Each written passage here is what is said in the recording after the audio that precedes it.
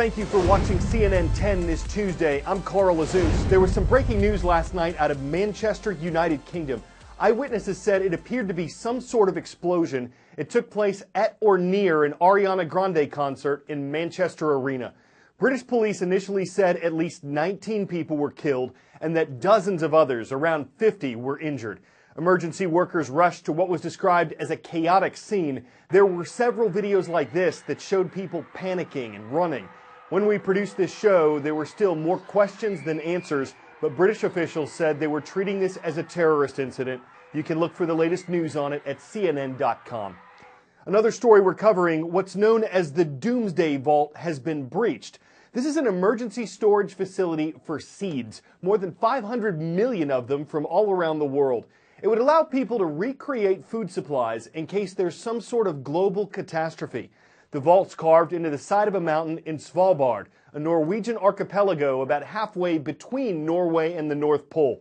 The company that manages the vault says water has gotten in, that it breached the entrance to the vault and seeped about 50 feet into part of an access tunnel. The seeds themselves were not harmed. So how did this happen? Regardless of when you're watching this show on Tuesday, the temperature in Svalbard is below freezing. The vault's management company says the breach occurred during an unusually warm and rainy October. They just made it public. Officials are waterproofing the walls inside the tunnel entrance to better protect the vault. Just look at the landscape around us and how remote this is. And then jutting out of the side of this Arctic mountain is the Svalbard Global Seed Vault. So this is it. This is it. This is the vault. This is what is built for humanity to survive. This is the Svalbard Global Seed Vault. It's here since 2008, built by the government of Norway, and it's one of the most amazing things you're going to see in your life. Yep, they look funny, but they protect you against ice falling down in the vault. It's that cold. It's that cold. So that's about 150 meters down into the mountain. This is becoming the permafrost here in granite. They built this like they built the tunnels in the Alps with a big machine, a big excavator. Took about 2 years to build.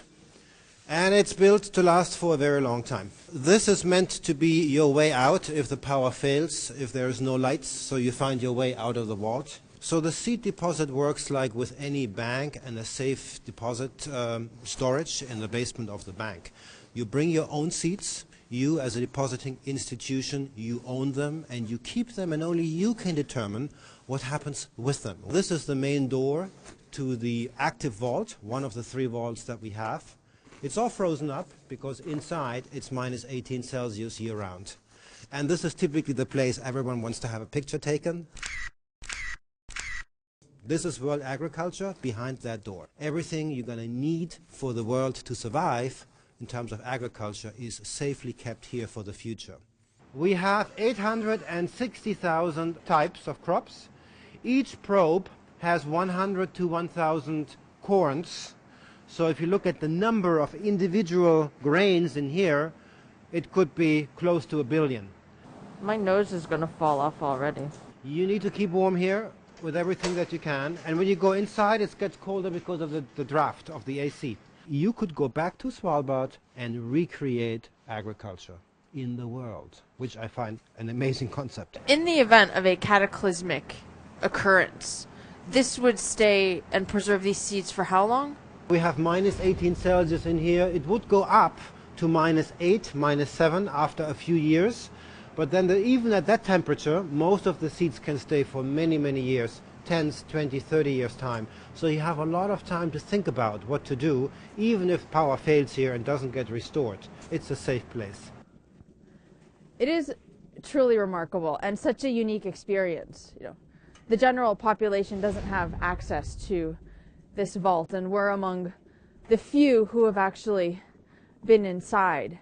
And as Michael said, it really does make you pause and think about how what is being done here is really helping to safeguard our future. For the second stop on his first international trip as U.S. leader, President Donald Trump landed in the Middle Eastern nation of Israel Monday. There are a few goals for his visit there. One, discuss the Israeli-Palestinian peace process. President Trump met with Israeli Prime Minister Benjamin Netanyahu yesterday. He's scheduled to meet with Palestinian Authority President Mahmoud Abbas today. The American leader says he has hopes for a peace deal between the two sides. I thank the Prime Minister for his commitment to pursuing the peace process. He's working very hard at it. It's not easy. I've heard it's one of the toughest deals of all, but I have a feeling that we're going to get there eventually. President Trump also made history yesterday, becoming the first sitting U.S. president to visit the Western Wall. It's one of the holiest sites in Judaism.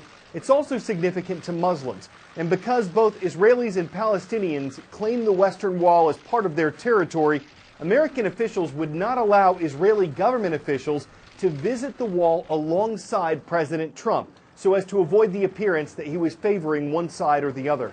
Another topic the president addressed: security in the region.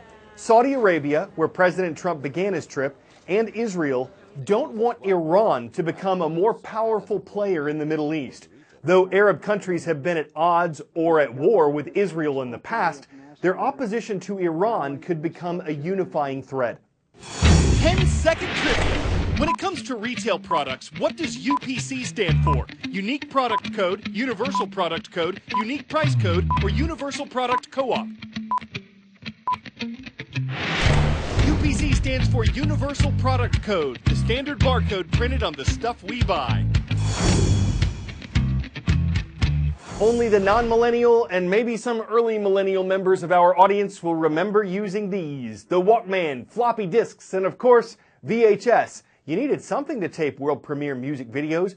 All of these things were inventions of the 1970s. And while today their value is probably more nostalgic than useful, there are some devices of the disco era that are still helping us every day. On June 26, 1974, a pack of Juicy Fruit gum made history when it was the first item to ever be scanned via a state-of-the-art technology, the barcode. And now, more than 40 years later, 5 billion barcodes are scanned every day across the world.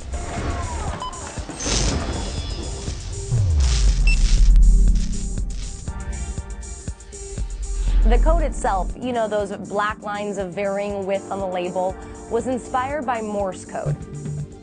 But the holy smokes component of the innovation was how it was scanned, by lasers. Lasers had been the stuff of nerd fantasies until the early 1960s, when the Hughes Aircraft Company unveiled the first one at a press conference. A Los Angeles newspaper reported the story underneath the headline, "LA Man Discovers Science Fiction Death Ray."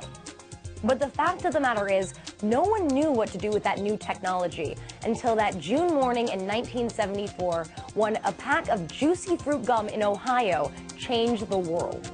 Today, barcodes are the unsung heroes that make everything from shipping to boarding an airplane to keeping track of medication possible. But the biggest beneficiary is retail. Think about a grocery store from yesteryear. Every individual item had to be marked with its price, and the cashier had to manually input it into the register. So thanks to the barcode, you're waiting in the checkout line a whole lot less. And the stores themselves have benefited big time. The barcodes allowed them to keep accurate real-time inventory. That's a major advance in efficiency, even if it costs some grocery staff their jobs.